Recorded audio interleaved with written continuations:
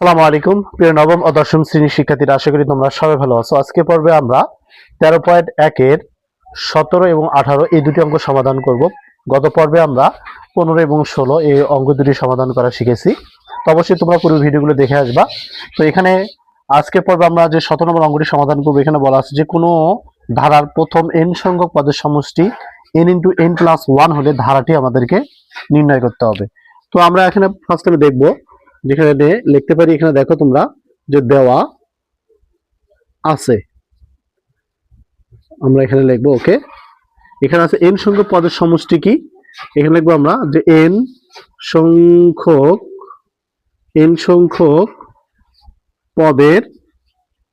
পদের সমষ্টি। তাহলে এখানে সমষ্টি যে সূত্রটা আছে তোমরা সেই সূত্রটা লিখবা। আর এখানে আছে যে n × n+1। তো এটাকে যদি আমরা এটা গুণ করে দিই তাহলে এখানে হবে n² + n কে n। তো তোমরা জানো n একটি স্বাভাবিক সংখ্যা। আমরা যদি বলি এখানে n একটি স্বাভাবিক সংখ্যা, তাহলে 1 2 3 4 এভাবে চলতেই থাকবে। তো এই মানগুলো যদি আমি এখানে বসাই তাহলে আমাদের একটা করে পদের সমষ্টি বের হবে। ঠিক আছে, এই পদের সমষ্টিগুলো দিয়ে আমরা ধারা নির্ণয় করতে পারবো। তাহলে এখানে আমরা বলতে পারি অতএব যেখানে n এলিমেন্ট অফ ছোট হাতের n, কারণ এটা আমাদের পদের সংখ্যা। ঠিক আছে, তো এখন আমরা এখানে মানগুলো খালি বসাবো। তাহলে যদি এখানে আমরা লিখি যে n = যদি 1 হয়, 1 হলে প্রথম পদের সমষ্টি।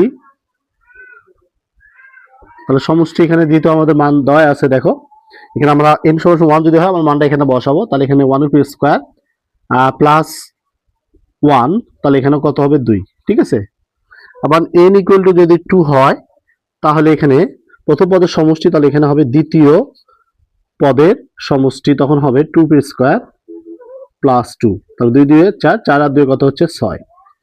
এরপর আমরা লিখতে পারি এখানে আমরা লিখতে পারি n = 3 হলে তাহলে তৃতীয় পদের সমষ্টি হবে এখানে। তাহলে n এর মান হবে 3, তাহলে 3² প্লাস, তাহলে n এর জাহাত কত হবে 3। তাহলে এখানে 3² মানে 3 3 9, 9 আর 3 যদি যোগ করো তাহলে হবে কত 12। আবার যদি আমরা লিখতে পারি n = যদি 4 হয় তাহলে চতুর্থ পদের সমষ্টি। তো এখানে লিখতে পারি 4² প্লাস কত 4 লিখতে পারি। তো 4 4 16, 16 আর 4 হচ্ছে 20।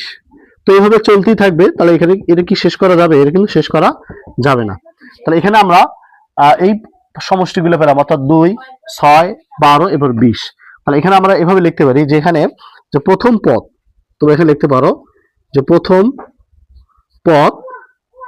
পদ এখানে হচ্ছে 2। এরপর লিখতে পারি দ্বিতীয় পদ আমরা কি করব, এই পদের সাথে এই পদ বিয়োগ করে দেব। তাহলে 6 - 2 = 4। তো এরপর লিখতে পারি তৃতীয় পদ। তাহলে তৃতীয় পদ হবে এখানে আমরা লিখতে পারি, তোমরা এখানে লিখতে পারো 12 থেকে তোমরা 6 বিয়োগ করবা, তাহলে কত হবে 6। এরপর চতুর্থ পদ। তো চতুর্থ পদ তোমরা কি করবে, এখানে এবার 20 থেকে 12 বিয়োগ করবা, তাহলে কত হচ্ছে 8। তাহলে এখানে আমাদের 2 4 6 8 এটা হচ্ছে আমাদের ধারা। তো অতএব আমরা লিখতে পারি যে নির্ণয় ধারা লিখতে পারি এখানে 2 + 4 + 6 + 8 এভাবে চলতেই থাকবে। তো এটি হচ্ছে আমাদের এই প্রশ্নের সঠিক অ্যান্সার। আশা করি বুঝতে পারছো, খুব ইজিলি অঙ্ক। তো এখন আমরা 18 নম্বর অঙ্কটি সমাধান করব। 18 নম্বর অঙ্কটি আমরা এখন সমাধান করব, খুবই ইজিলি অঙ্ক। দেখো তোমরা যে কোনো ধারার প্রথম n সংখ্যক পদের সমষ্টি n × n+1 হলে 10 পদের সমষ্টি কত। খুব ইজিলি অঙ্ক, যেহেতু এখানে আমাদের দেওয়া আছে। আমরা অঙ্কটি যেহেতু আমাদের অঙ্কটা এতটা বেশি বড় হবে না, তো এখানে তোমরা ফার্স্টে লিখবা যে দেওয়া আছে n সংখ্যক পদের সমষ্টি কত, n × n+1। ঠিক আছে, দেওয়া আছে কি n সংখ্যক পদের সমষ্টি n × n+1। যেহেতু আমাদের 10টি পদের সমষ্টি বলছে, যদি আমরা বলি তাহলে 10টি পদের সমষ্টি মানে আমরা লিখতে পারি এখানে n এর জায়গাতে আমরা 10 লিখবো। তাহলে 10 × 10+1, তাহলে এখানে যোগ করো। তাহলে এখানে 10 × তাহলে যোগ করলে এখানে 11, 11 সাথে 10 গুণ করে দাও, তাহলে 110। এটি হচ্ছে আমাদের 18 নম্বর প্রশ্নের সঠিক অ্যান্সার।